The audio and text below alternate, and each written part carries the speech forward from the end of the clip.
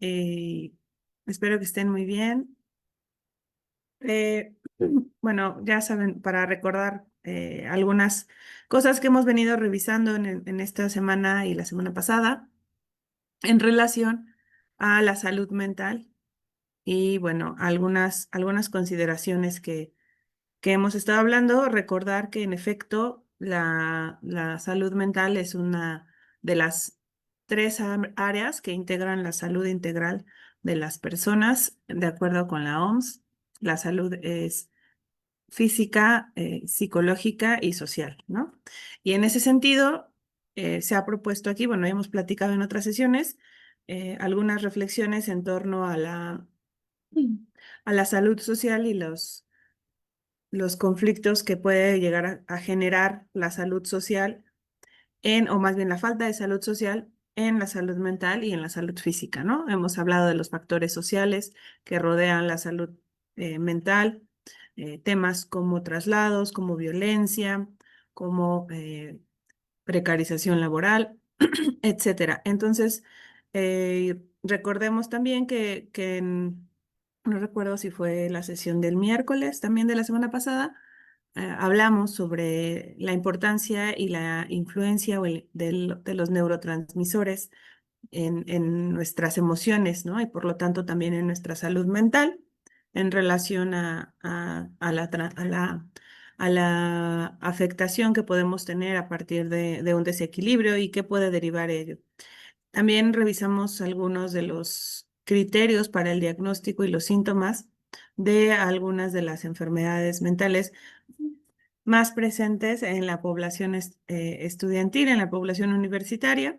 Y esto tiene la finalidad no de prepararnos ni capacitarnos para hacer diagnósticos. Digo, quien tenga ya la cualificación y calificación y capacitación para poder hacerlo, está excelente, pero estas pláticas no tienen la finalidad de que las y los docentes hagamos diagnóstico de la estudiantado, sino que conozcamos cómo la salud mental puede llegar a impactar en el ámbito académico y a partir de ahí quizá pensar estrategias, eh, no para ayudarles, no para su tratamiento, sino para quizá facilitar su trabajo, su participación en la vida académica, siempre desde la premisa de que nosotros no tenemos la responsabilidad, ¿no? Ni la facultad de diagnosticarles ni de decirles que tengan o que sigan o aconsejarles, ¿no?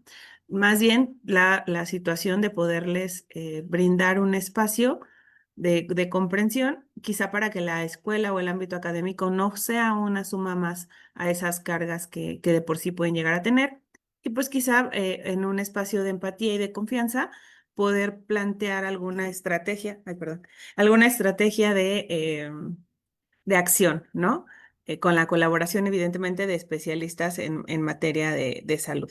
Entonces, bueno, es importante eso. Recuerden que las sesiones previas de este curso las encontramos en el perfil de la Facultad de Derecho, en el perfil de Facebook de la Facultad de Derecho, en donde pueden consultarlas y verlas ahí de manera asincrónica.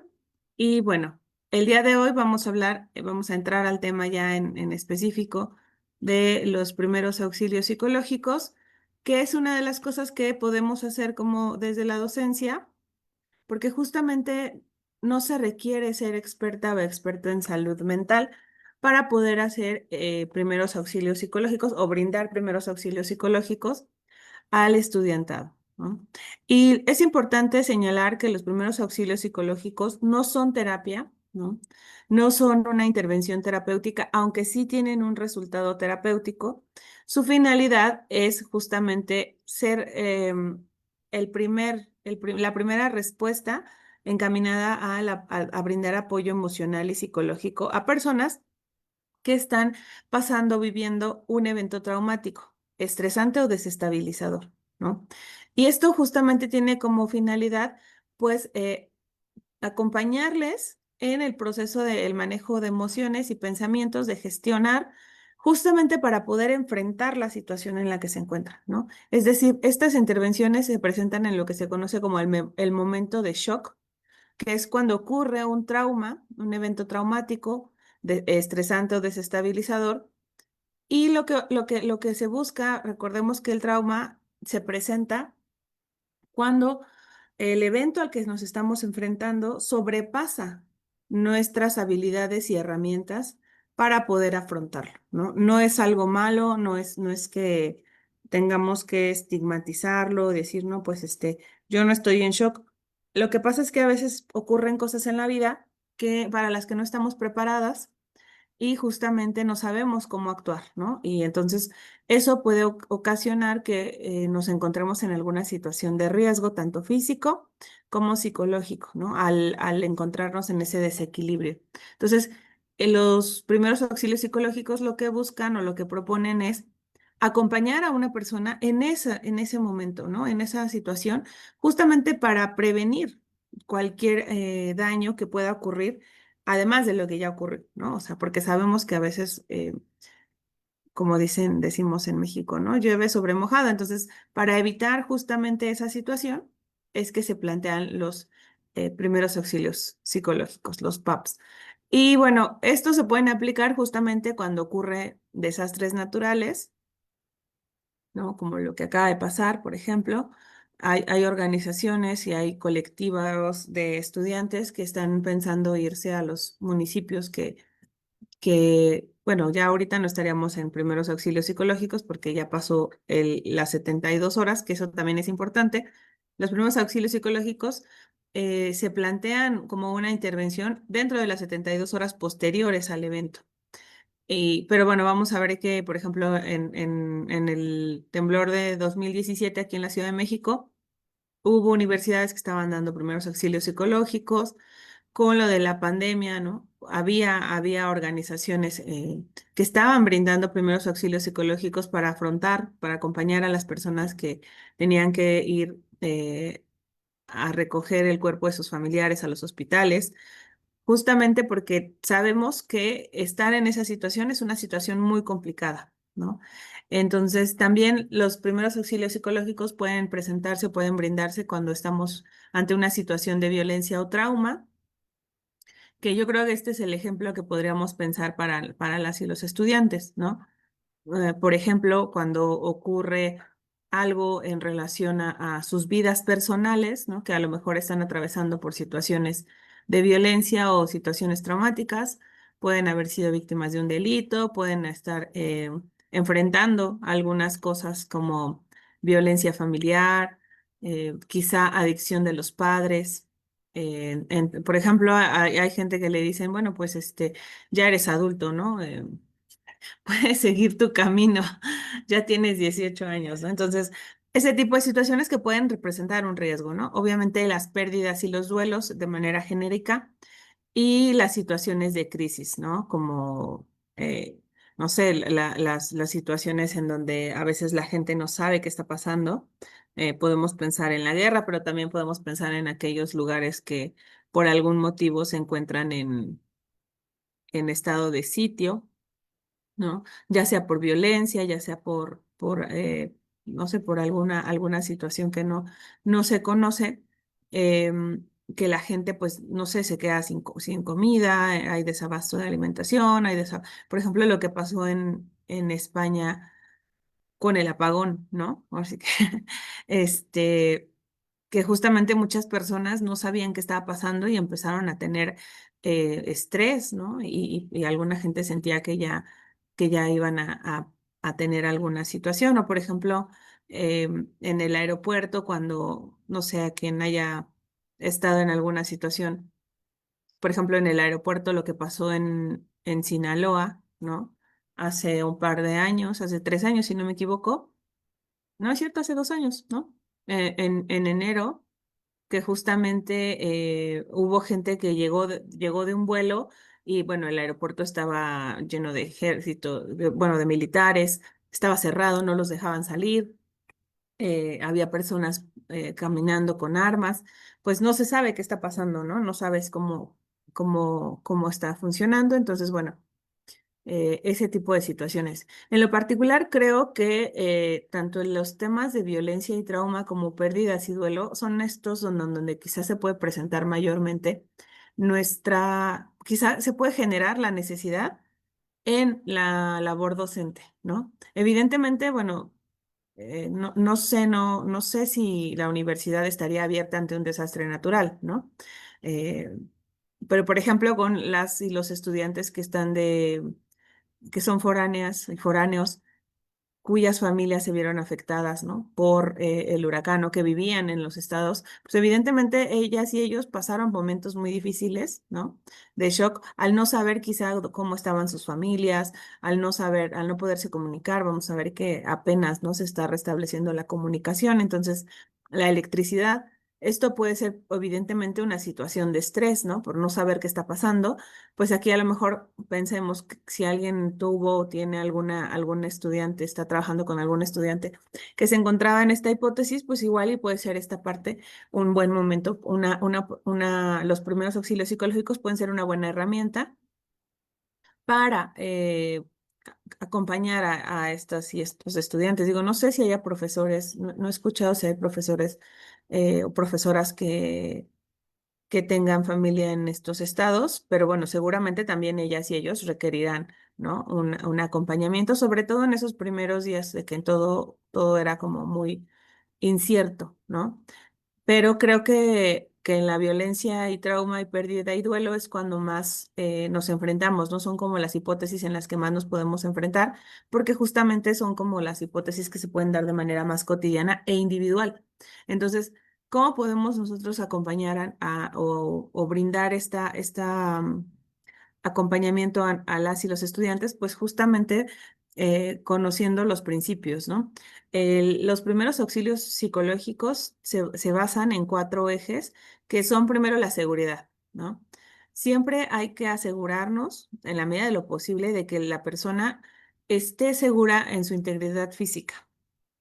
Y eso tiene que ver con cosas como retirarla quizá del espacio en donde está expuesta. Por ejemplo, si no sé, en el salón, supongo, ¿no? Pienso que si alguien llegara en una situación de violencia, una de las primeras cosas, ojo, no es que nosotros le garanticemos la seguridad, ¿no? Porque a veces puede pensarse eso. No, lo que se trata es saber si está segura y saber si no está segura, saber si puede ir a un espacio donde está segura, ¿no? Si alguien nos dice, no, sabes qué es que en mi casa me violentan, ¿no? Ok, ahorita, ¿cómo estás? ¿Estás lesionada? ¿Estás lesionado? ¿Necesitas ir a una atención médica? O sea, evidentemente nosotros no le vamos a curar una herida o algo así, ¿no? Tampoco nos lo vamos a llevar a nuestra casa, tampoco se trata de eso, pero sí preguntarle, por ejemplo, si tiene redes de apoyo, si tiene familia, ese tipo de cosas, ¿no? Como acompañarle en esta búsqueda de recursos para estar segura. Eh, y esto les decía, tiene que ver con un espacio seguro, con su integridad física. Luego, lo que platicábamos ayer sobre la empatía, la compasión, la lástima y la solidaridad, ¿no? Una de las cosas que se buscan aquí o que se proponen como herramienta en los primeros auxilios psicológicos es que trabajemos con empatía. Y esta empatía, bueno, hay varias discusiones en relación a si la empatía es algo que se da natural, si aprendemos sobre la empatía. Lo que yo creo es que la empatía es algo que aprendemos de nuestra interacción social, ¿no? Y vamos viendo, a veces no podemos ser empáticos con algo que no conocemos o que no está en nuestras, y con no conocerlo no me refiero a que lo vivamos, ¿no? Porque hay quien dice, no, pero es que no podemos nosotros decir que no vamos a ser empáticos si no lo conocemos.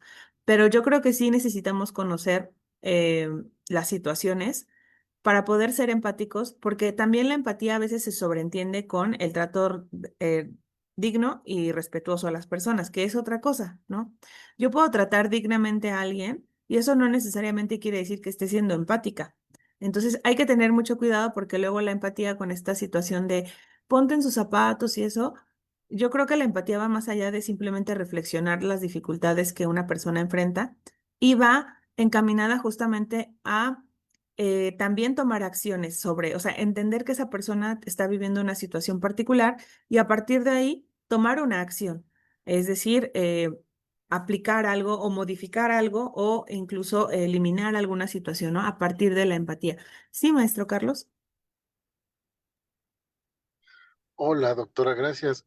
Yo quería como también abonar a esta idea de la empatía, porque me parece, por ejemplo, que cuando usted diseñó el curso, este curso, era muy importante hablar de algunos temas generales para que se entendiera precisamente al momento de la interacción, porque sí, justamente, si una persona no conoce más o menos por qué está pasando otra o cuál es como la generalidad, pues podría pensar a lo mejor decir, pues es que, ¿eso qué? O sea, eso no es un problema, o a lo mejor decirlo, incluso como decía usted, no es lo mismo que el respeto, ¿no? Decirle, pues sí, respeto lo que estás sintiendo, pero no lo entiendo o no me importa. No vamos a pensar en un caso de agresión por violencia de género, en una persona que piense que la violencia de género no existe y que diga, bueno, pero pues eso está bien, ¿no? Ha pasado, por ejemplo, cuando personas son violentadas o sufren violencia familiar y la familia le dice, claro, pero es que tú lo provocaste, ¿no? Entonces, creo que ahí habría un poco de la falta precisamente de esa empatía por desconocer de qué trata el tema. Entonces, creo que, por ejemplo, aquí en el tema de salud mental, si no sabemos que hay trastornos mentales o que hay afectaciones mentales específicas, podemos decir, pero pues eso se soluciona si tomas unas vitaminas o si le echas más ganas, ¿no? Claro, o incluso diciéndole, ¿no? Así es la vida de los abogados, acostúmbrate o vete. O sea, porque justamente una de las cosas que veía bien, bueno, bien señalaba el maestro Carlos, y por eso es importante si alguien quiere dar seguimiento a estas ideas, que si no me equivoco, maestro, el día martes de la semana pasada, justamente usted expuso sobre el tema de la brecha intergeneracional, ¿no? Y justo era eso un poco, ¿no? Entender que las personas con las que estamos interactuando son adultos jóvenes que son diferentes a cuando nosotros estábamos estudiando. Las circunstancias en que viven, las problemáticas que enfrentan, todo eso es diferente. No solo es como todos fuimos jóvenes, ¿no? Sí, pero no todos fuimos jóvenes en la misma sociedad, en la misma situación, con los mismos recursos. Entonces, eso es algo bien importante porque justamente vamos a ver que, por ejemplo, hay, bueno, algo que yo suelo hacer a veces, no como fuente de información, porque no creo que sea fuente de información, pero sí me parece interesante, es hacer esto que le llaman, ¿no? Etnografía. Yo le llamo etnografía digital, que es una técnica bastante metodológica y bastante apropiada que utilizan las y los antropólogos, pero yo, bueno, yo chismeo en Facebook, ¿no? Y digo, estoy haciendo antropología digital, pero una de las cosas que me parecen muy interesantes es lo que vamos a ver ahí por parte de las y los estudiantes, ¿no? Por ejemplo, hoy salió una publicación de una mujer que dice que es abogada ya titulada con mención honorífica y dice, es que no encuentro trabajo, ¿no? O sea, o sea, ¿por qué o qué? Si yo hice esto que platicábamos, ¿no? Hice todo bien, ¿por qué no encuentro trabajo? ¿Por qué nadie me quiere contratar? ¿Por qué no hay ofertas de trabajo? Y luego, lo que me parece súper interesante es leer los mensajes que le responden, ¿no? Y entonces lo que recibe por parte de muchas personas que supongo que son abogadas es pues, ¿qué pensabas, no? Que era salir de la universidad y ya te iban a ofrecer el trabajo. Pues, ¿qué pensabas? Tenías que estar trabajando desde la universidad. Pues, ¿qué pensabas? O sea, y todo era así como burlándose, incluso diciéndole, claro, porque eso pasa cuando eres hija de papi y te paga la universidad y solo te dedicas a estudiar, ¿no?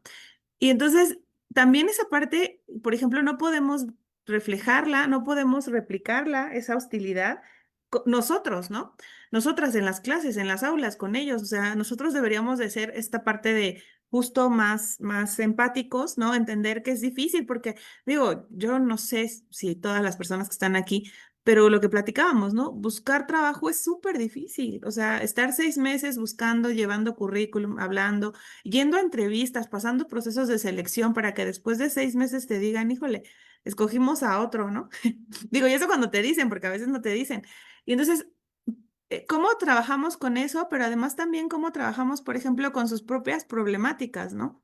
El tema de, por ejemplo, lo que platicábamos ayer sobre, no sé, al final creo que ya nos cerramos mucho sobre el tema de, ay, no es cierto, antier, sobre el tema de la depresión, ¿no? Pero, por ejemplo, por un lado está toda la carga académica, pero por el otro lado están sus relaciones interpersonales que se van haciendo más, van ocupando más espacio en su vida, van volviéndose relaciones más sólidas por ejemplo, también eso cómo les llega a afectar, ¿no? Yo sé que a lo mejor habrá gente aquí que diga, no, no, no, el derecho es una cosa, la carrera es una cosa y mi situación emocional, afectiva es otra cosa, ¿no?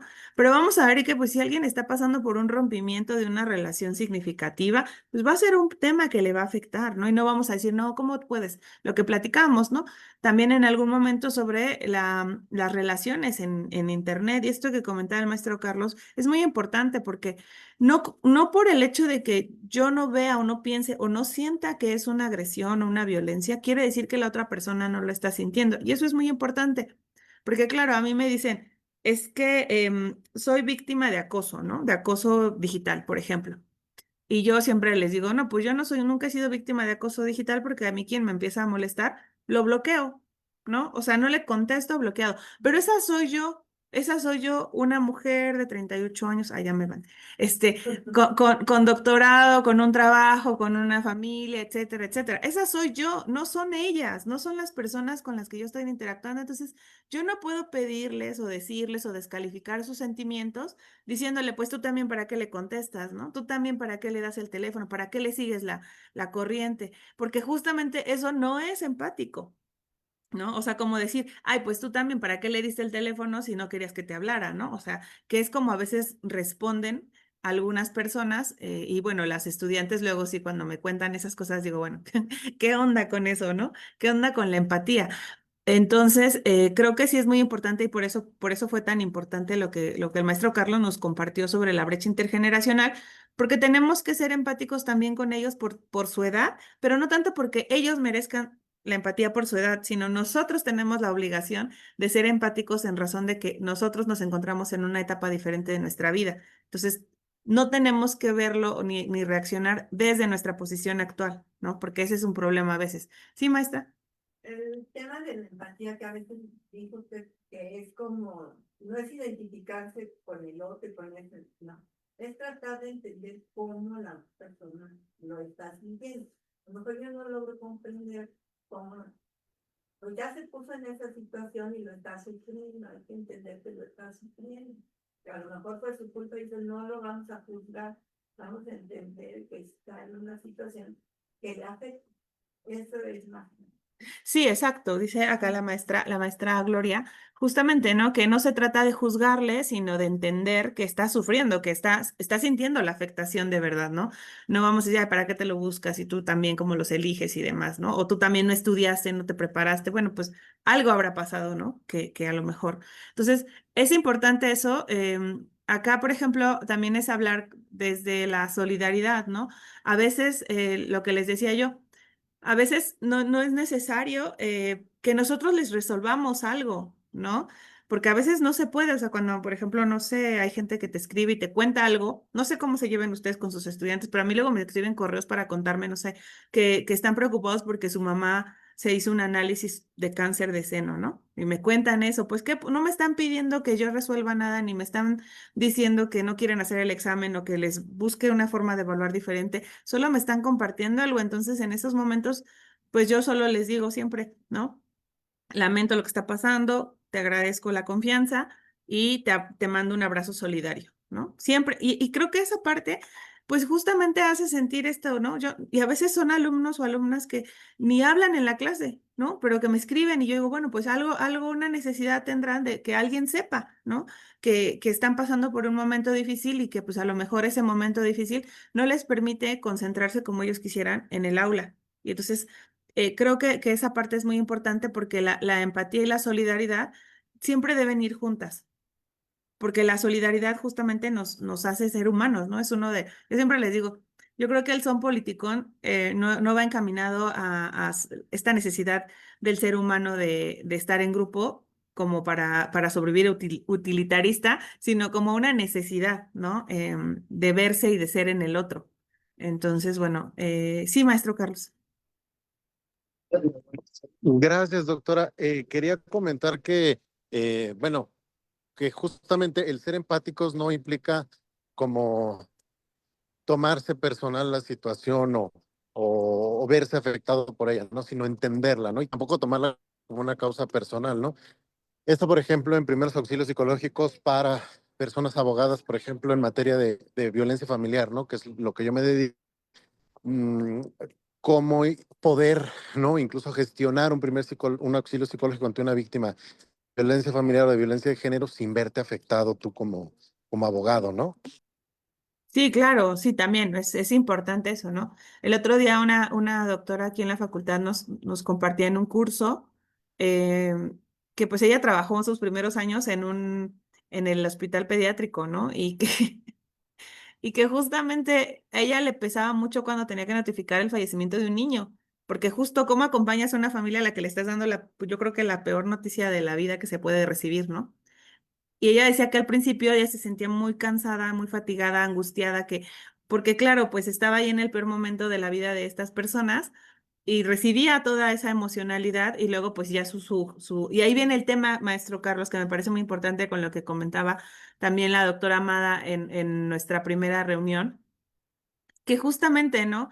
Hay que prepararnos para saber que sí podemos sentir, ¿no? Pero ese sentimiento, no, o sea, esa empatía, esa solidaridad que podemos sentir, no debe derivar en que nosotros nos llevemos esas emociones, ¿no?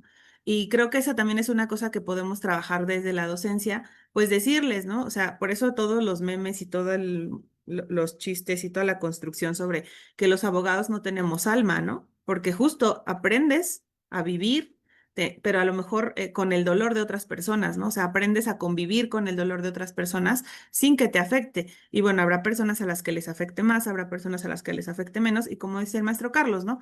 A veces tan solo en una asesoría jurídica te sientes súper emocionalmente fatigado porque dices, no, pues señora o señor, ¿no? ¿Cómo ha pasado por esto, ¿no? Y claro, terminas emocionalmente fatigado. Entonces yo es cuando les digo, en estos casos, pues sí necesitamos las y los abogados pues un terapeuta, ¿no? También eso es, el cuidado de quien cuida es súper importante, ¿no? Es muy importante porque a veces decimos, no, para eso me eduqué, para eso fui a la universidad, porque yo puedo, pero a veces no podemos. Y como les digo siempre, a veces no podemos y si no me creen, vean los niveles de consumo de alcohol de las y los juristas, ¿no? O sea, esa es una realidad. La estadística nos dice que las y los abogados, sobre todo los hombres, tienen enfermedades cardiovasculares por malos hábitos alimenticios y el consumo de alcohol, ¿no? Entonces, también hay que ver esa parte porque una de las cosas que tenemos que saber es que para poder ayudar, cuidar, gestionar, acompañar a otros, tenemos que cuidarnos nosotros, ¿no? Y eso es muy complicado a veces porque decimos, no, para esto vivo y un día más en los juzgados, ¿no? Y sí está muy padre, pero luego no está padre que cuando tienes 42 años ya tengas problemas del corazón, ¿no? Por ejemplo. Entonces, hay que tener mucho cuidado con eso y creo que sí hay que trabajar mucho la empatía real, pero también la empatía, o sea, real, o sea, porque seamos empáticos pero la empatía también con cuidado, ¿no? Para nosotros, nosotras. Y bueno, también quizás sumando a esto que comentaba el maestro Carlos, es muy importante también saber que las personas no, a ver, sí hay quizá estudiantes, no vamos a negarlo, que hay estudiantes que dicen, ay, sí, me siento tan triste, ¿no? Y para que los pasen o para que evadan los exámenes. En mi caso particular, yo nunca he estado con nadie que, eh, que lo que pretende es evadirse de la evaluación, ni que yo le evalúe de manera diferente, ni que le evalúe con una, o sea, no sé, con algo menos de lo que les evalúa a los demás, ¿no? Pero, o sea, quizá habrá, pero algo que tenemos que saber o que tenemos que pensar es que no es la mayoría de las personas, ¿no? La mayoría lo que quieren es que las escuchemos, ¿no? Y lo que platicamos ayer, que alguien los vea y les diga, sí, sé que estás pasando por un mal momento, ¿no? Y con eso ya, con esa identificación, ya podemos avanzar un montón en esa empatía, en ese cuidado. Entonces, bueno, tampoco, porque luego a maestros dicen, ay, es que lo que quieren es que los pasen nada más así, porque voy a decir algo muy feo, ¿no? Porque murió su papá, ¿no? Quieren que los pase. Y claro, eso tampoco se trata, ¿no? Pero sí se trata de decir, ok, entiendo que estás pasando por un mal momento, ¿qué puedo hacer yo? ¿No? Por ejemplo, a lo mejor alguien en alguna ocasión me decía, es que mi abuelito murió y mi abuelito era como mi papá, ¿no? Y entonces ahora, pues, y por ejemplo, en este caso, la alumna decía, es que ahora me estoy enfrentando a dos cosas. Mi abuelito nos mantenía además, ¿no? Entonces ahora nos quedamos sin quien nos mantenga, pero nos quedamos sin mi abuelito también, ¿no? Entonces hay que resolver dos cosas. el duelo y la tristeza que estamos teniendo, pero también cómo vamos a sobrevivir. Y entonces, claro, yo le decía, bueno, ok, entiendo lo que estás pasando, ¿qué puedo hacer yo? ¿No? Porque, pues me dijo, ¿me deja hacer el examen final? Perfecto. ¿Me recomienda algunos libros, etcétera, para que yo estudie y pueda preparar el final? Perfecto. Hago un drive, que bueno, generalmente de todas las clases que yo doy ya tengo un drive, una carpeta con todas las lecturas que utilizo y demás. Y entonces ya se las comparto y ya les digo, miren, de esto que viene aquí, vamos a hacer el examen, ¿no? Y a veces hasta mis lecturas ya vienen subrayadas y todo, ¿no? Porque son las mismas que yo ya leí, entonces pues ya se las subo así. Y entonces pues ya también eso les ayuda mucho, ¿no? Entonces vamos a ver que el hecho de que alguien nos comparta que está pasando por un momento difícil en su vida, no quiere decir que nos esté pidiendo que lo exentemos, lo evaluemos, lo aprobemos, ¿no? Simplemente pues hay que ayudar, hay que colaborar y acompañar, ¿no? Entonces, eso me parece muy, muy importante. La doctora Amada escribe acá en el chat, es parte del autocuidado que tendríamos que aprender. Sí, aprender a cuidar. Y se acuerdan cuando hablábamos de la autoestima, justamente el autocuidado es un eje de la autoestima, ¿no? Y el autocuidado no es ponerse mascarillas, que también, ¿no? O sea, no, no tiene nada de malo, pero tiene que ver también con hábitos de vida, estilos de vida saludables, estilos de vida y hábitos saludables en todo el sentido de la palabra, ¿no? Luego, el respeto. Justamente una de las cosas que tenemos que hacer siempre es respetar a las personas. Y esto puede parecer, hay gente que dice, es que el respeto se gana. Bueno, en lo particular yo creo que el respeto no se gana, yo creo que el respeto es algo que está intrínseco en las relaciones interpersonales. O sea, tenemos que respetar a todas las personas, ¿no? O sea, no, porque qué tal si no conocemos a las personas y así. Pero una de las cosas que tiene que ver en esta parte es lo que les comentaba un poco hace rato, ¿no? Sobre no juzgar a la persona, no juzgarla desde lo que yo pienso que debería hacer, desde lo que yo pienso, ay, tú también, ¿para qué te pones en esa situación? Tú también, ¿para qué? O sea, porque eso a veces puede ocasionar que justamente la persona no se sienta respetada, ¿no? Hay que en esta parte del respeto también está el tema de siempre preguntar qué es lo que la persona necesita que nosotros hagamos. Porque a veces la gente no necesita que nosotros le demos una solución, no necesita que le digamos qué hacer. A veces la gente necesita otra cosa. Y entonces, por ejemplo, muchas personas dicen que quieren llegar y tocar y abrazar, ¿no? O sea, yo siempre les digo, no, yo no los puedo abrazar, vayan con su pareja, con su mamá, con su mejor amiga y que ella y él los abracen, ¿no? Pero sientan que les mando un abrazo psíquico, ¿no?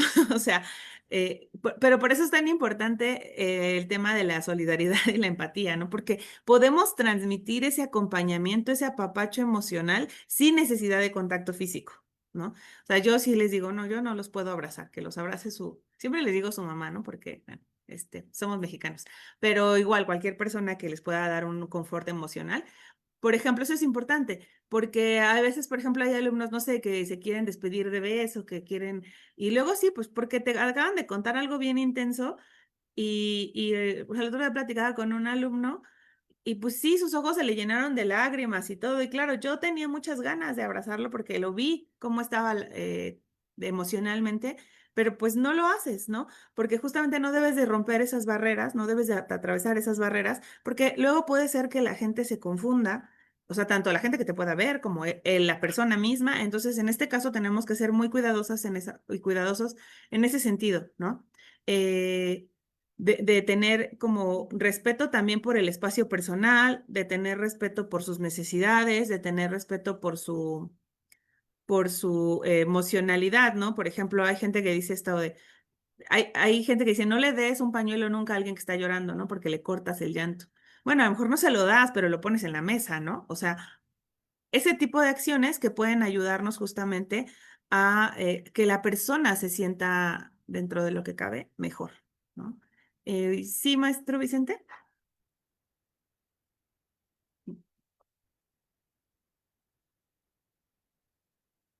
Ya está.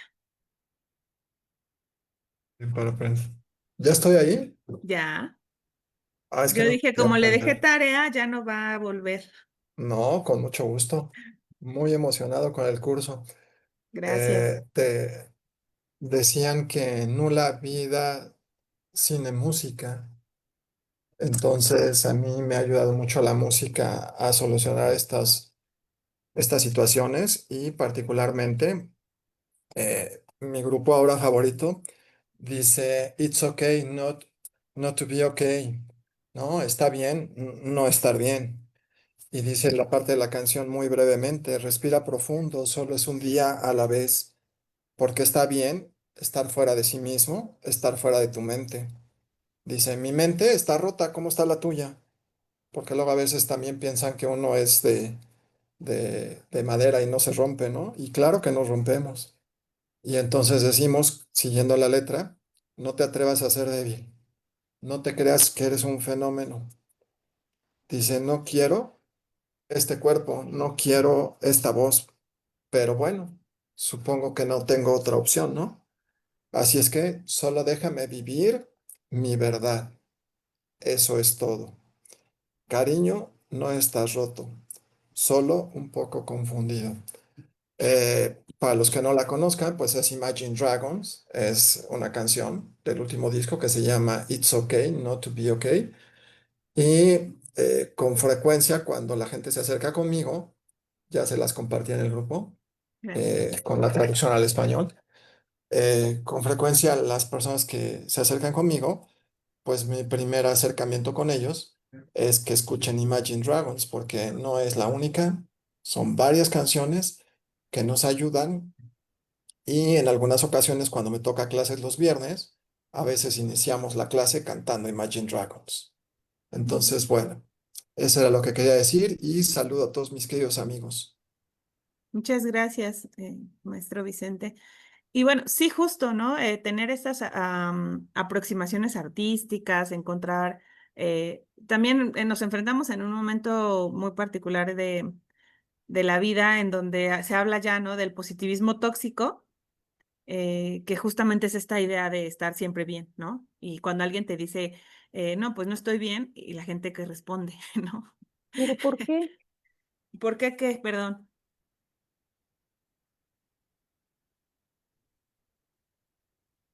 ¿Se le fue maestra Ana? ¿O sí quería participar?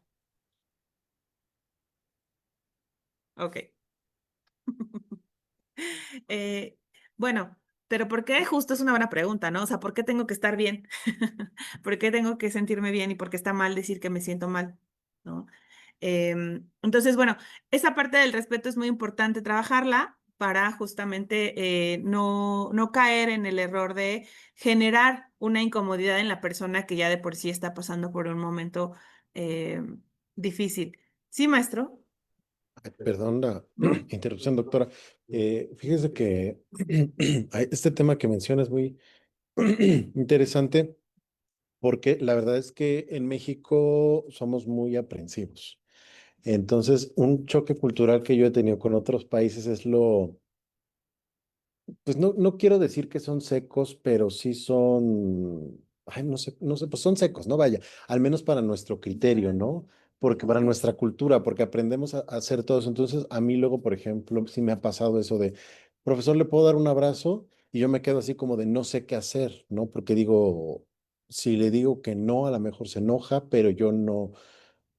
Creo que ya les había dicho, a mí no me gusta el contacto físico, me hace sentir extraño, ¿no? Entonces, luego yo no sé qué hacer al respecto, pero incluso siendo yo así, he tenido ese choque en otras culturas de por qué son tan tajantes, ¿no? O sea, sí es sí, no es no, si no quiero, no quiero, si sí quiero, muy directos, ¿no? Y nosotros le damos vueltas a todo, buscamos mil explicaciones, andamos, redondeando todas las cosas. Entonces creo que sí es un poco complicado a veces eso, porque en efecto, cuando estás en primeros auxilios psicológicos, pues primero no puedes ponerte a llorar con la persona, ¿no?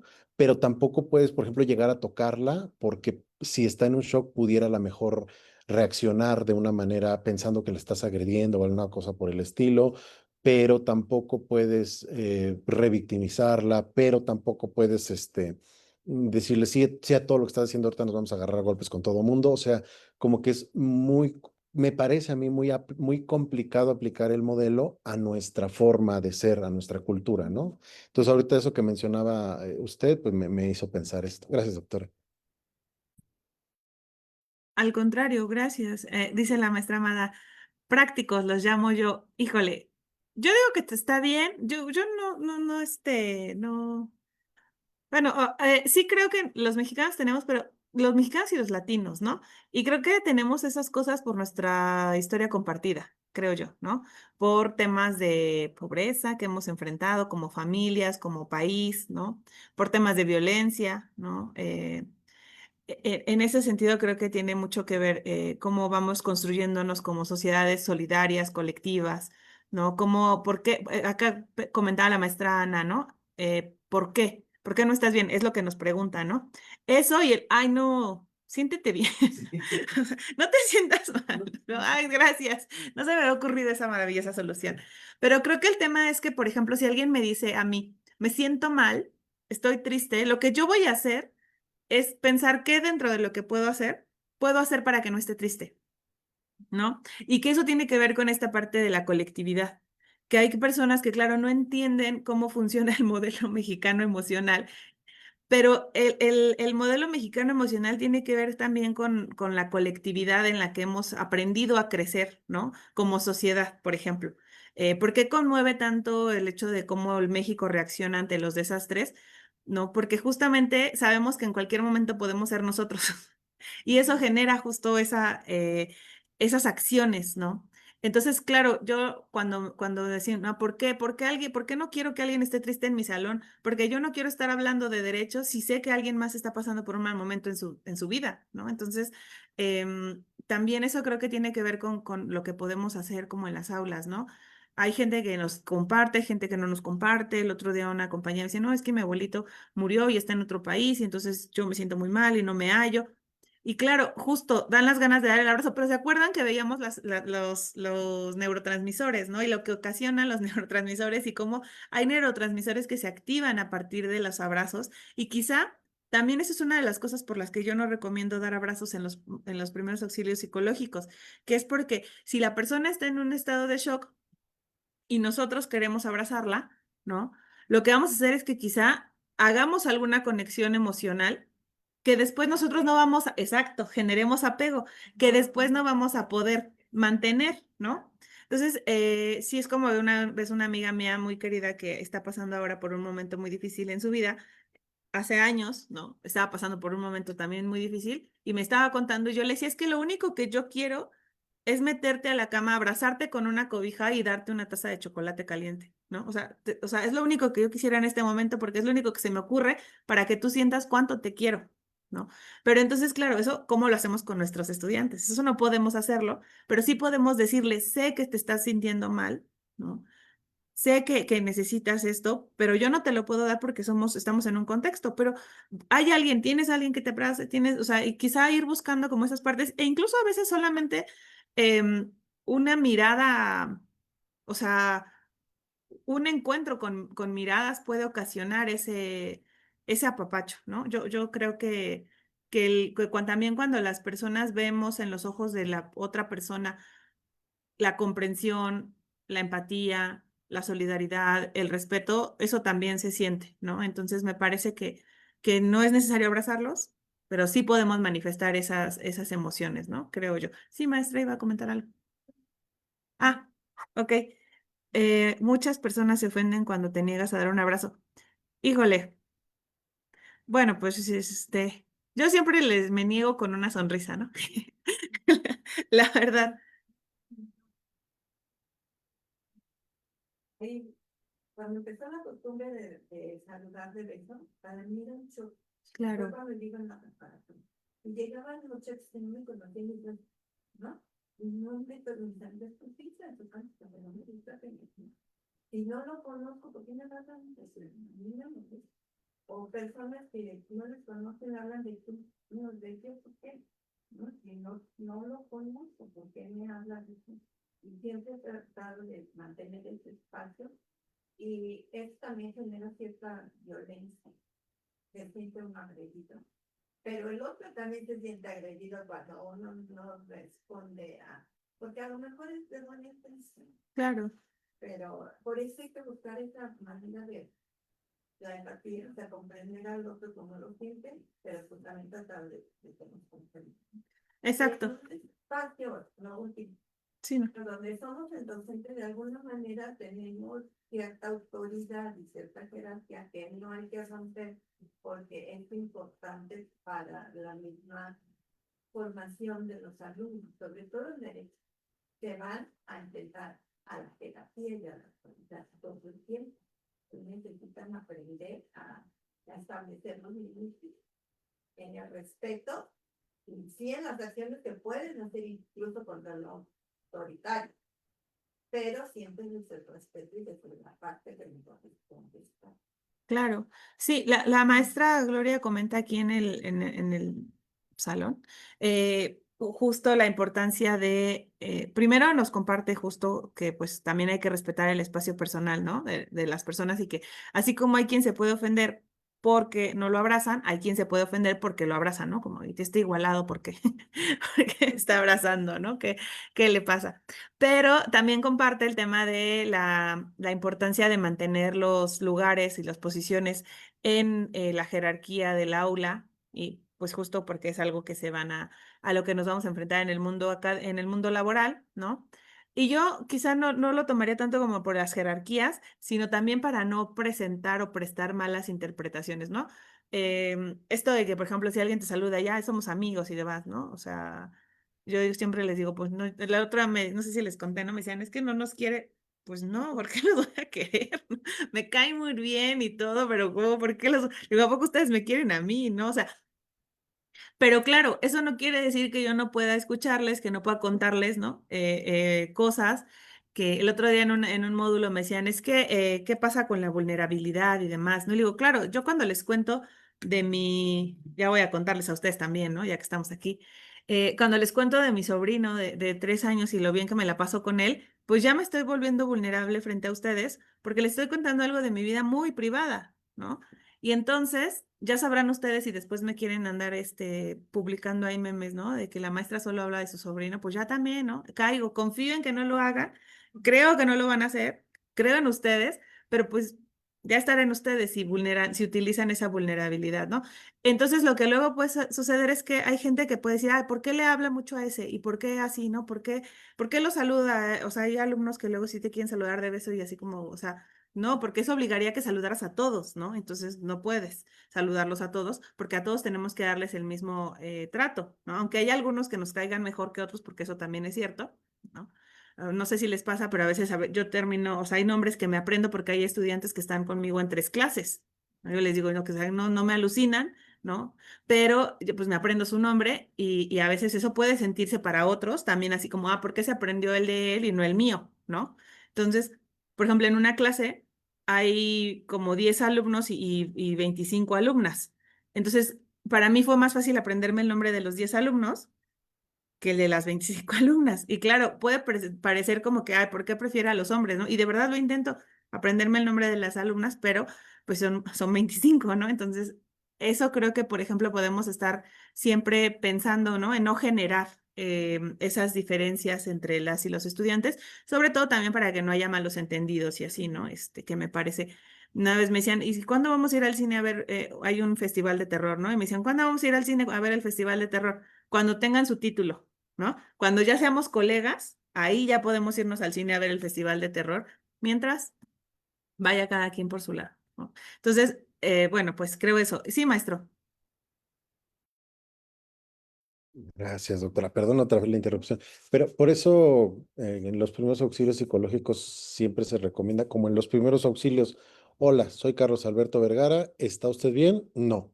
Me presento, le voy a ayudar. ¿Me puedo acercar? ¿No? Como todo el protocolo para, primero, y que haya testigos, ¿no? Incluso como para evitar cualquier problemática, ¿no? Porque si llegar de, lo voy a tocar o cualquier cosa, pues siempre puede prestarse a la mala interpretación, ¿no?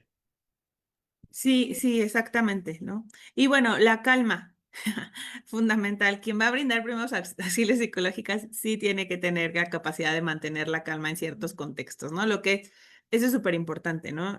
A veces hay cosas con las que no podemos y también es válido decirles, ¿qué crees? Yo no puedo, o sea, no puedo con lo que me estás diciendo, no puedo ayudarte, no puedo apoyarte, pero te acompaño a donde sí pueden, ¿no? O sea, y eso también es válido porque porque hay cosas que nos sobrepasan y somos seres humanos, ¿no? Y tampoco estamos obligados a ser superhéroes. Y yo sé que la docencia es súper bonita, me encanta, amo la docencia, pero también hay cosas que no podemos hacer, ¿no? O sea, hay cosas que no podemos enfrentar, que no podemos pensar. Por ejemplo, no sé, alguien que nos venga a decir temas de suicidio, por ejemplo, pues a lo mejor no es, los primeros auxilios psicológicos evidentemente no sirven para eso, y lo que tendríamos que hacer es, ¿sabes qué? O sea, yo no tengo herramientas, no sé qué decirte, pero te puedo acompañar al área de psicología de la facultad, y justamente seguramente ahí alguien te va a poder ayudar de mejor manera, ¿no? Entonces, también es muy importante que si nosotros no podemos mantener la calma, pues no queramos arriesgarnos, ¿no? También es eso. Y también es importante que nosotros, cuando hacemos esta intervención, una de las cosas que nosotros apoyemos es a mantener la calma a la otra persona, ¿no? Como a respirar, tomar agua, tomar asiento, etcétera. Y algo que comentaba el maestro Carlos, pues es justamente esta parte, ¿no? Sobre cómo hacer los primeros auxilios psicológicos. Y una de las cosas es, bueno, se plantea que a partir de la escucha activa, ¿no? Que justamente empieza cuando intervenimos. Una de las cosas fundamentales es decir nuestro nombre, de dónde somos, ¿no? Obviamente nuestros alumnos ya saben nuestro nombre y de dónde somos, ¿no? Evidentemente. Y luego justamente escuchar y permitir o preguntar si podemos acercarnos, si podemos, en este caso, bueno, el acercamiento no tiene que ver con el contacto físico, ¿no? A veces, por ejemplo, como les decía, yo donde he platicado con las y los estudiantes, pues es en las banquitas de ahí del lobby, ¿no? Nunca le he dicho a alguien, vámonos a platicar al café o así, ¿no? Eso también es importante justamente para evitar todas estas situaciones. Por ejemplo, en la Facultad de Psicología, un maestro lo que hacía era tener siempre su puerta abierta, ¿no? Y estaba platicando con estudiantes y todo y daba estas orientaciones y siempre la puerta abierta, ¿no? Y, o sea, y entonces era como una forma también de mantener seguros la interacción, ¿no? Para que no se prestara a ninguna mala interpretación. Entonces también creo que nosotros, pues es algo que podemos hacer, ¿no? Aquí hay mucha gente que tiene muchas discusiones, que porque si los maestros en otras facultades sí son amigos y amigas de sus estudiantes, etcétera. Yo, como les digo, bueno, no sé yo, ¿no? Yo siempre les digo, yo no soy su amiga, ¿no? Tal vez después, cuando seamos colegas, seremos muy buenos amigos y amigas, pero mientras estemos en la dinámica de docencia, pues no, ¿no? Mientras ustedes estén estudiando, pues no, hasta que tengan el título. Pero eso ya también será cuestionado como, no sé, hay problemas entre que si relaciones sentimentales y de noviazgo, que si todos somos adultos y demás, bueno, no sé ahí, pero yo lo que sí les puedo decir es que, bueno, no me parece una buena dinámica tener relaciones de índole personal con las y los estudiantes, ¿no?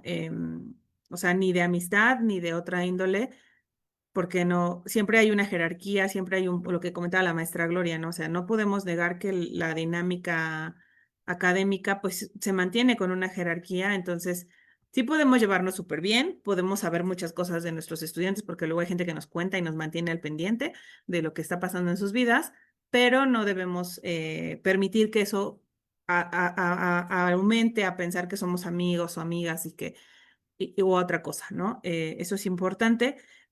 Después de esta presentación y esta escucha activa, justamente tenemos que ir viendo situaciones, ¿no? Acá el maestro Miguel, para evitar tener acusaciones futuras de hostigamiento, abuso sexual, violencia de género, lo mejor es canalizar a los alumnos que padecen algún problema de salud mental al área exactamente de la facultad, y hacer del conocimiento de nuestras autoridades la problemática como antecedentes. Así le hemos hecho como profesores en la División de Educación a Distancia. Sí, claro, ¿no? Eso es lo más importante, eso sería lo más fundamental. Es que luego pasan muchas cosas raras, ¿no? Que yo el otro día me decían, ¿por qué no nos da? Me decían a mí, ¿por qué no quiere estar en los grupos de WhatsApp, ¿no? Yo siempre les digo, para que puedan hablar de mí con tranquilidad, ¿no? Así me critican y ya, ¿no? Ajá, pues es que digo, para qué quiero estar? Le digo, si yo tengo el correo institucional para comunicarme con ustedes, cualquier cosa se las voy a mandar por correo institucional, o sea, no tenemos por qué estar en WhatsApp, ¿no? Y sí hay alumnos o alumnas que han conseguido mi teléfono y me escriben, ¿no? Y entonces, claro, cuando me escriben, el problema es que luego me escriben cosas como, ¿cómo está? Y yo, bien, ¿necesitas algo? Por favor, mándame correo al correo institucional, ¿no? Escríbeme al correo institucional, ¿no? El otro día una persona, de una conferencia, pues me empezó a escribir, ¿no? Porque encontró, no sé cómo encontró mi teléfono, y yo así de, bueno, cualquier cosa, porfa, al correo institucional, ¿no? Porque generalmente mi teléfono lo uso para cosas personales, entonces también es importante eso, ¿no? Eh, saber que, o sea, no porque ellos estén muy movidos en las redes sociodigitales, nosotros tenemos que estar ahí con ellos, ¿no? Luego me dicen, tus perfiles, dije, yo no tengo redes sociales, ¿no? No tengo, entonces pues ni modos. Si quieren, correo institucional. Entonces, bueno, eso es algo que es muy importante. Les decía, en esta parte de la escucha activa, ¿qué vamos a escuchar en la escucha activa? Bueno, evidentemente ya sabemos que la escucha activa, bueno, no sé, perdón, por el evidentemente.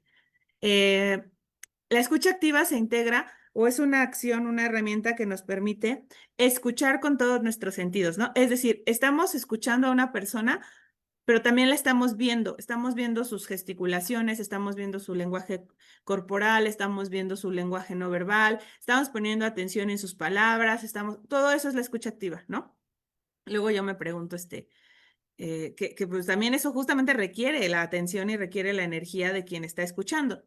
Luego, una vez que hemos escuchado, justamente podemos, una de las cosas que es muy importante, la empatía y la validación, ¿no?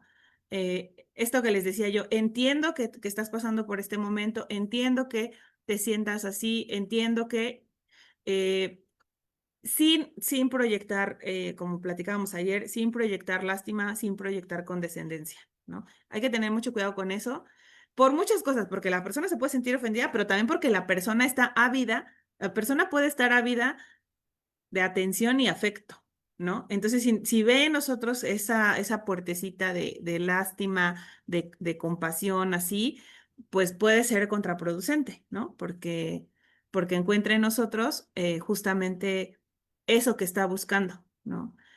Y luego la parte de la información, ¿no? Es fundamental, por ejemplo, yo les decía, aquí en la facultad tenemos el área de psicología, que de hecho mañana va a estar con nosotros una de las compañeras del área de psicología para decirnos la guía de ruta que podemos seguir para canalizar a alguien y para que, por ejemplo, también, ojo, los profesores y profesoras también podemos hacer uso de ese servicio, ¿no?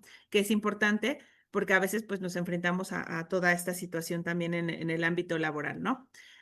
Entonces, nosotras cuando quien quiera darse ojo, primeros auxilios psicológicos, pues una de las cosas que tendrá que asumir es el compromiso de tener por lo menos noción de lo que está ocurriendo, de las herramientas, ¿no? Y lugares que tienen para canalizar, para apoyar. En la facultad tenemos en la página de internet un apartado de la Comisión de Seguridad que hasta abajo viene como todas las situaciones que pueden. Amada comenta que yo no soy su amiga, soy su maestra. Claro, ¿no? Pero su maestra que es buena persona, ¿no? Y a la que le importa. Como el otro día una alumna, les cuento que una alumna llegó tarde al examen y pues ya no pasó. Y luego me contó, es que venía del hospital y me desmayé y no sé qué. Le digo, pero ¿por qué te viniste? No, es que no quería faltar al parcial. Digo, pues hubieras faltado al parcial. Digo, imagínate que te pasa algo, que no sé, que te caes en la en una avenida, al metro, o sea, te estás exponiendo. Entonces, también a veces como esa situación, pues no es, cómo llegamos, ¿no? A esos límites de que estás en esa situación en donde te dice tu médico, descansa, y la gente sale porque tiene que cumplir un asunto, ¿no? Vimos el caso del magistrado, ¿no? Que recibió la notificación del fallecimiento de su mamá en sesión. Y yo no, digo, yo, está bien, pero luego digo, no está bien porque, o sea, ¿por qué lo subieron? ¿Por qué lo transmitieron? Eso me parece totalmente ilógico. Pero la reacción, ¿no? Su reacción fue, bueno, vamos a sesionar todos los asuntos que están pendientes y después pido mi licencia, ¿no? O sea, como muy profesional y así. Y luego, claro, luego mucha gente espera que así reaccionen todos, pero luego no todos podemos reaccionar así, y entonces también eso es muy importante. Entonces, sí les recomiendo que en este sentido, en el sentido de la información y la educación, aquí educación a lo que se refiere no es a una educación académica, por ejemplo, educación formal, ¿no? Sino se refiere a una educación en el sentido de el tema de las emociones, o sea, que sepamos qué hacer, ¿no? Por ejemplo, esto que hicimos en este curso, pensar, ¿no? Sobre qué implica la salud mental, cuáles son algunos síntomas, cómo esos síntomas pueden interferir, ¿no? Por ejemplo, cómo la situación de tristeza o de estado de ánimo depresivo puede interferir con el proceso de concentración y por lo tanto interfiere con el proceso de aprendizaje y rendimiento académico, ¿no? Porque hay gente que diga, pues, ¿qué tiene que ver la tristeza con aprender, ¿no? O sea, bueno, ya vimos que sí tiene que ver, ¿no? Entonces, eso es muy importante. Sí, maestro Carlos. Perdón otra vez que la interrumpí. Es que este tema me parece muy interesante, el de no ser amigos del estudiantado y que a veces podría tomarse como que, ay, qué mala onda, ¿no? O por qué son así? ¿O por qué se cierran? ¿No? Pero creo que lo importante es entender primero que hay una relación asimétrica de poder, ¿no? Incluso si nos fuéramos a la teoría más radical de Pablo Freire, igual hay una relación asimétrica de poder, ¿no? Entonces, no puede haber amistad en relaciones de jerarquizadas o de subordinación, por mucho que lo queramos. Segundo, a veces se puede, como puede, sí, dar pie a confusiones, ¿no? Em, por ejemplo, el hecho de como el meme que dice, ¿cómo que me reprobó, profe, si éramos amigos, ¿no? ¿Qué haces ahí, no? Entonces, todo ese tipo de situaciones en el tema, creo que específicamente de la atención en el aula o de los primeros auxilios o de la intervención temprana o de cualquier cosa que esté relacionada, no se puede como cruzar esa línea. Incluso pues, en terapia psicológica, ahí se me fue el nombre, bueno, cuando no puedes generar un vínculo con el paciente, ¿no? Y tienes que referirlo a otro terapeuta, la proyección. Entonces, pues incluso en ese sentido, como evitar, ¿no? Como eh, pues sí, ese desarrollo, ¿no? De las relaciones afectivas, de amistad o de cualquier cosa entre estas situaciones, sobre todo al ser asimétricas. Gracias, doctora. Sí, claro. También, ahí, Adelante. bueno, creo que es difícil, pero, por ejemplo, darle una clase que tus hijos estén en tu mismo salón, o sobrinos, etcétera, es complicado. Es complicado. Cuando mi hijo entró, me dijo, mamá, ¿quieres que viera a tu hijo? No. Porque digo, simplemente porque no, pero no me parece correcto y además te dan una clase de ética. Así que imagínate cómo yo, la meta de ética, te ponía normal ejemplo, unos conflictos de interés, no te puedes poner.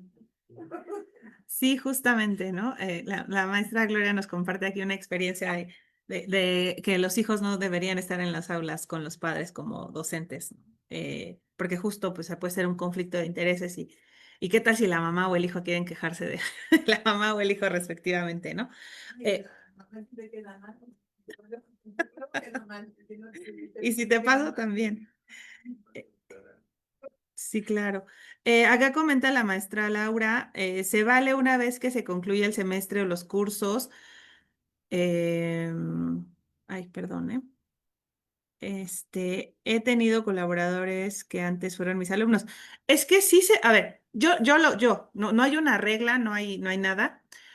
Yo lo que siempre pienso es, a ver, una cosa es colaborador, ¿no? Ahora, por ejemplo, tengo la fortuna de estar con tres mujeres muy brillantes que fueron mis alumnas y que ahora estamos haciendo una investigación y entonces están en calidad de, pues, asistentes de investigación, pero están colaborando, ¿no? Pero, por ejemplo, platicamos, nos reunimos, pero no me iría a tomar una cerveza con ellas, por ejemplo, ¿no? O sea, no diría así, vamos a.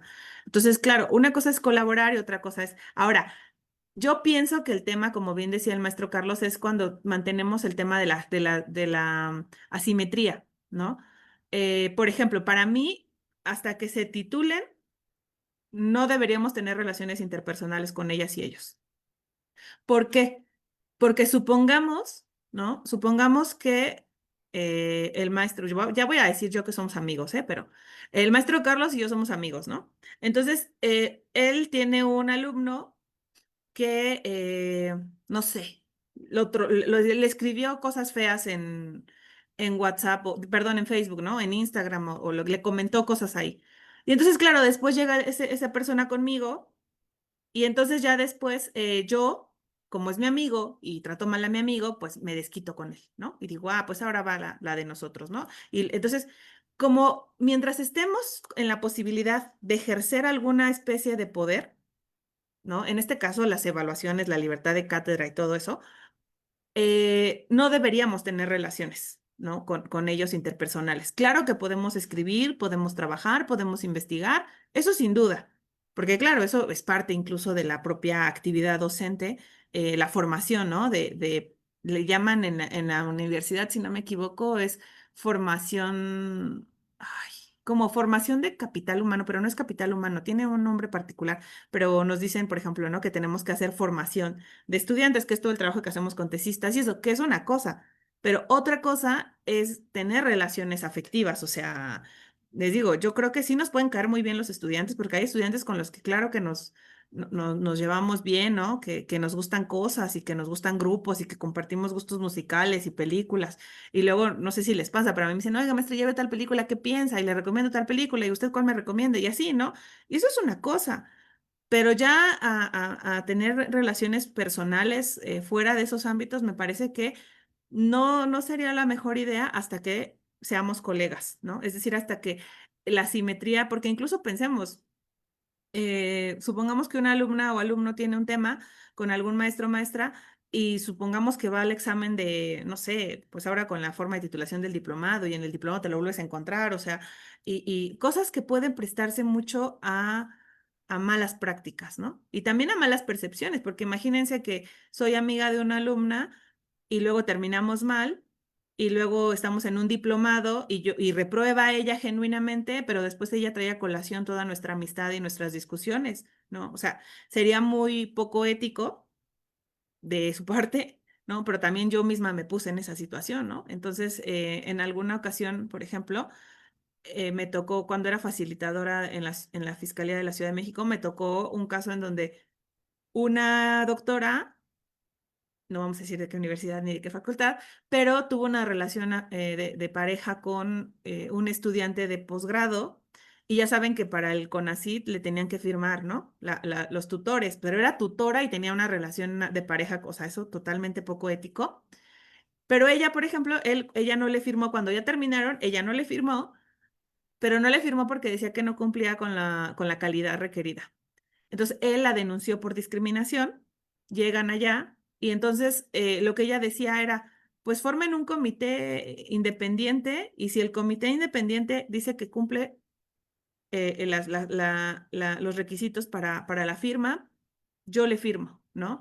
Claro, pero ¿por qué teníamos que llegar a todo eso? Pues hubiera mantenido cada quien su papel de profesor, de docente y de estudiante y no hubieran hecho eso y no hubieran terminado en esas situaciones, ¿no? Entonces, maestra Laura, mi recomendación, no hay nada escrito, no hay ninguna prohibición legal, no hay mi recomendación es que hasta que ellos no tengan título, no podemos tener relaciones personales, ¿no? Académicas, de colaboración, todas las que quieran, pero personales yo no las recomendaría hasta que no se quite el elemento de asimetría, ¿no? De poder. Luego, acá la maestra Carmen nos dice, buenos días, con base en la exposición tengo en cuenta que la afectación a la salud mental puede provenir de un trauma por desastre natural, violencia, entre otros, y que puede afectar el sueño, el apetito, severamente la capacidad de concentración de las personas por varios días. Si ocurre en épocas de examen final, para evitar que el alumno se vea afectado con una baja calificación en el examen, me parece que podríamos comunicarnos con el alumnado para determinar la posibilidad de evaluarlo solo o principalmente con su trabajo del semestre. Eso me parece una buena opción, maestra. Em, Quizá, ¿no? En el tema, digo, yo no sé si todas las personas evalúen trabajos en el semestre. Yo en lo particular no tengo evaluación continua. Sí soy muy a la antigua, desafortunadamente. Pero claro, eso también, fíjese que lo que acaba de decir me pone a preguntarme a mí misma si quizá sea pertinente pensar en una evaluación más constante, ¿no? Eso me lo pregunto, digo, a lo mejor, eh, para evitar este tema, ¿no? Pero sí, me parece que esa es una buena propuesta, ¿no? Por eso es importante que vengan el viernes para que platiquemos sobre estas estrategias, ¿no? Que podemos pensar juntas y juntos. Acá la maestra Berenice nos dice, maestra, pienso que de los momentos más complicados como profesores es mantener esa distancia, porque en ocasiones la cercanía de las clases contribuye a generar vínculos. Sin embargo, esa distancia abona más al desarrollo de la docencia. Sí, claro. A ver, yo cuando les digo que nos mantengamos en esa distancia, no me refiero a que, como decía el maestro Vicente, ¿no? Que seamos de palo y que no manifestemos. Claro que podemos manifestar, claro que podemos, pero no podemos, como, o sea, no podemos olvidar que estamos ahí cumpliendo una función. Y la función no es socializar, ¿no? Sino tener esta consideración. Entonces, claro, o sea, como somos seres humanos y estamos interactuando con otros seres humanos, siempre va a haber una emocionalidad ahí flotando, ¿no? Este, pero sí creo que es importante siempre que mantengamos esto que comentaba la maestra Gloria, ¿no? Que nosotros en el aula tenemos una jerarquía diferente. O sea, pero no solo porque nosotros tengamos poder y así, sino tenemos responsabilidad, ¿no? Y entonces eso creo que es muy importante porque si no, pues puede ocasionar algunas confusiones, malos entendidos y malas prácticas, ¿no? Entonces siempre hay que evitar eso. No hay que estar en la paranoia, ¿no? De no te quiero contestar porque van a decir no. Simplemente quizá pues decirles, ¿no? O sea, y también explicarles a ellos por qué, ¿no? Cuando dicen, ay, maestra, ¿por qué no quiere estar en el WhatsApp para compartir memes y demás? Siempre les digo, ya ves que hay unas gentes que utilizan mal eso, ¿no? Y ya.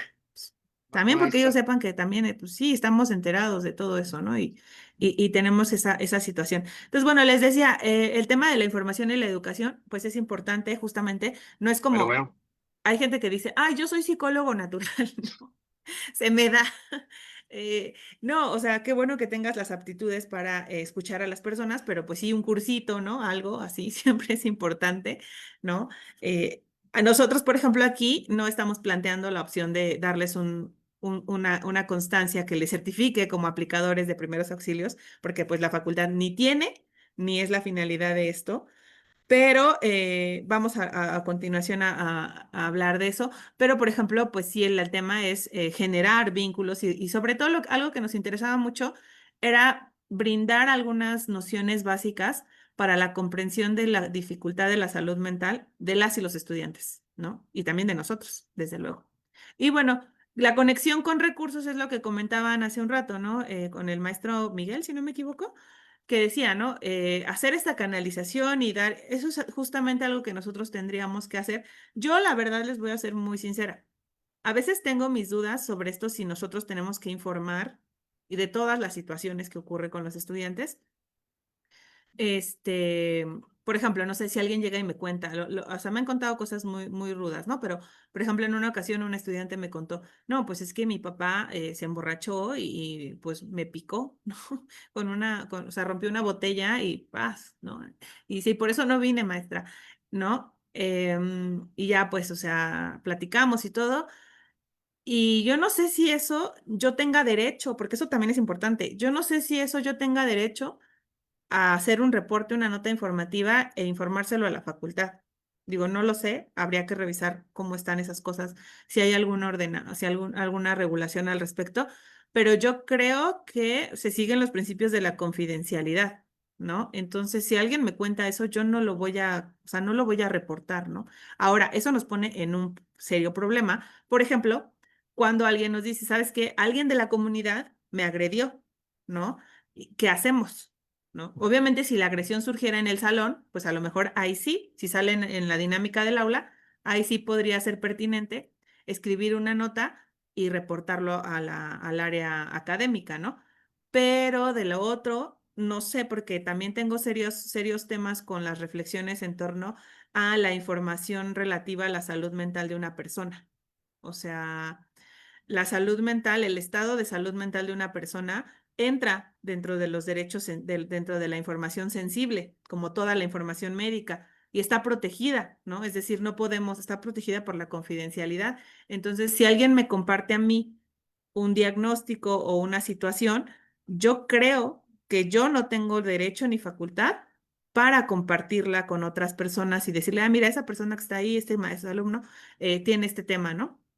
Lo que sí creo es que, bueno, institucionalmente quizá haga falta en toda la universidad pensar cómo abordar la salud mental, ¿no? Sobre todo con esto que comentábamos ayer con el maestro Carlos, para evitar la estigmatización de las personas, para evitar la discriminación de las personas, ¿no? En una ocasión con las alumnas en una clase, eh, me parecía súper interesante porque las alumnas decían una reflexión que a mí me pareció súper, súper interesante, que era, en este caso estábamos hablando de personas que cometían agresión sexual o abuso sexual o acoso sexual, ¿no? Y no sé si, bueno, por las noticias y esto que vemos, ¿no?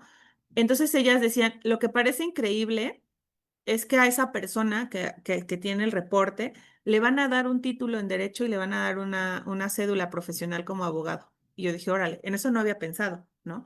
Pero eso no es labor de la universidad ni de la facultad, eso tendría que estarlo pensando la SEP, ¿no? Sí, nos va a hacer una valoración psicológica para emitirnos la cédula profesional, que básicamente la cédula profesional es la que nos permite ejercer, ¿no? Entonces, digo, yo no había tenido esa idea, no lo había pensado nunca, pero me pareció súper interesante porque lo mismo ocurre con otras profesiones, ¿no? Como la medicina, por ejemplo. Alguien que está acusado de violencia física, le vamos a dar una cédula de médico. Digo, no lo sé, o sea, son preguntas que quedan ahí para los que se dedican a la ética, a la filosofía y a la retórica jurídica, ¿no? Pero me pareció muy interesante ese planteamiento, ¿no? Salud. Porque hablábamos, no sé si vieron el terrible caso de la compañera que fue violada en San Luis Potosí, ¿no? Y justo hablábamos de eso, ¿no? O sea, cómo es todo eso y pues me pareció muy interesante su reflexión, ¿no? Entonces, pero digo, no sé qué haría, no sé, la Comisión de Seguridad ya tendrá mucho trabajo para pensar en qué hacer, ¿no? Ok, entonces, bueno, la conexión de recursos tiene que ver justamente con esta parte de saber, ¿no? Como todas las redes, a dónde podemos ir, qué recursos tiene la universidad, qué instancias tienen, qué hace cada instancia también para no malinformar, etcétera, ¿no? Entonces, eso es importante porque justamente recuerden que el trabajo o la finalidad de los primeros auxilios psicológicos no es dar terapia, sino vincular con las instituciones o con las redes que pueden apoyar, ¿no? Entonces, bueno, eso es importante. Luego venía un tema del estado de shock, ¿no? Bueno, luego la meditación que ya hicimos en algún momento, que bueno, no la vamos a hacer ahora, aunque ahí está, ¿no? Que me gustaría, pero bueno. Y bueno, si alguien quisiera ya tener como tal alguna constancia, algún certificado, bueno, hay algunas instituciones que pueden brindar estos certificados en primeros auxilios psicológicos, que es pues en la UBA, Salud, en la UBA tienen un programa, generalmente son capacitaciones de 20 horas, son muy básicas, porque les digo, no es terapia, ¿no? Es más bien como aprender justo a acercarse a las personas, que es un poco también lo que vamos a hacer el viernes en el taller, ¿no? En situaciones simuladas, qué podemos hacer y cómo podemos trabajar. Entonces, bueno, algunos que, por ejemplo, el IMSS tiene un curso que yo y los estudiantes de mis clases les invito siempre a tomar, ¿no? Que es de primera ayuda psicológica por personal de salud, que es un curso gratuito, abierto. Ustedes entran a la página del IMSS, en cursos, van a encontrar una serie de cursos muy interesantes, prevención de adicciones, así, y encuentran de primera ayuda psicológica, que tiene creo que 20 horas de duración, cumplen el curso, es asincrónico, está ahí en una plataforma, cumplen el curso y cuando terminan, si acreditan, pues les emite su constancia de primera ayuda psicológica. Luego tenemos que es una guía, ¿no? De los primeros, es un curso básico de estrategias para ayuda comunitaria. Centros de Integración Juvenil tiene también un curso. Ese curso sí tiene costo, es muy bajo, creo que es de menos de 500 pesos ese curso. También lo pueden tomar porque ese curso es para profesores, ¿no? Para aulas de educación media superior. Y luego tenemos otro curso que, bueno, quien tenga su correo institucional actualizado y todo, pues espero que ya lo tengan vinculado con Coursera. Y justamente en Coursera hay varios de primeros auxilios psicológicos, ¿no? Hay algunos que son de universidades latinas, por ejemplo, de la UBA, lo encuentran en Coursera. También encuentran alguno de la Universidad de Barcelona. Y en este caso, la constancia, si están vinculados con la UNAM, la constancia creo que es gratuita. Si no, la constancia creo que vale 600 pesos, ¿no? creo que perdón, que 580, algo así. Entonces, bueno, también pueden ustedes ya, si quieren profundizar con mayor calma, mayor tranquilidad, me parece que eso pueden hacerlo. Acá la maestra Amada nos dice, no son mayores de edad.